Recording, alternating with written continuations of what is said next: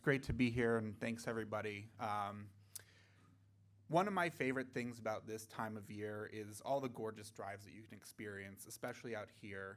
You know, fall is great and everything, but the burst of growth and sunshine that, peers through the leaves and everything is so amazing to me. And, when I go on these drives, I'm not looking just at the trees and everything, but I love those roads where you've got a river alongside and you can really just take in that amazing view and think about those rivers that may have themselves used to be the highways, the places that people drove down to get where they needed to go, and today may look a little bit like a sort of a quaint thing to look at.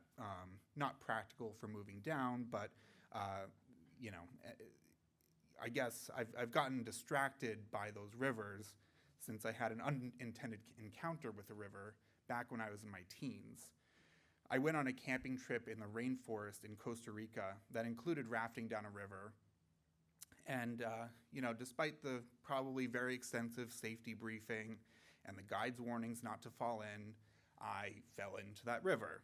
And I remember I was freaking out for a moment that I was, oh my gosh, I'm gonna drown. I didn't know what to do. And then I just let myself lie back and float and look up. And I realized that in that moment, I could really experience the slowness and the unpredictable current of being in there and just let go for a second.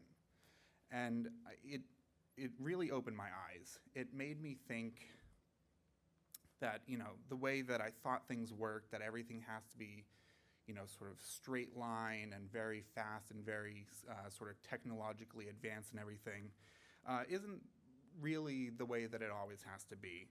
And, but it really made me realize that there's a lot of ways that we think about the world where anything that's slower, anything that sort of winds around and makes you do things a little bit differently can sometimes be viewed as not something that we can really take seriously.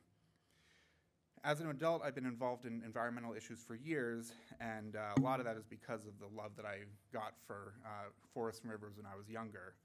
And I just feel like with a lot of these environmental issues, we're trying to take that, really fast, straight, kind of instant gratification approach to solving problems. And what we forget is that a lot of the transitions that happened, whether it's automobiles or AC, all these different things that kind of emerged in the 20th century took a long time to come about. Revvit is in the field of EV charging. If you think about the history of gas stations, it took 20 years for us to get past people literally manually filling gas tanks with buckets at the beginning of when the automobiles were produced.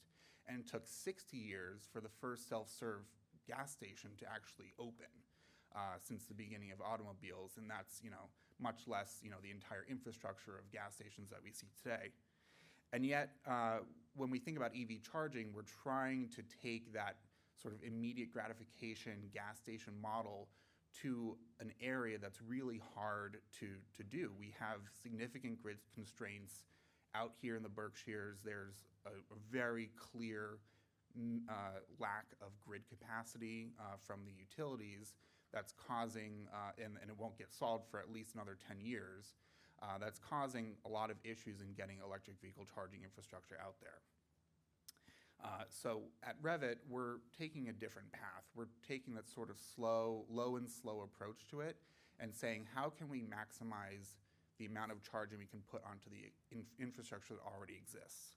And so that's why we're focusing on level 1 charging, which is essentially charging your car off of a normal 120-volt circuit. And that enables us to really reduce the cost of putting charging out there and make it a lot more accessible for people.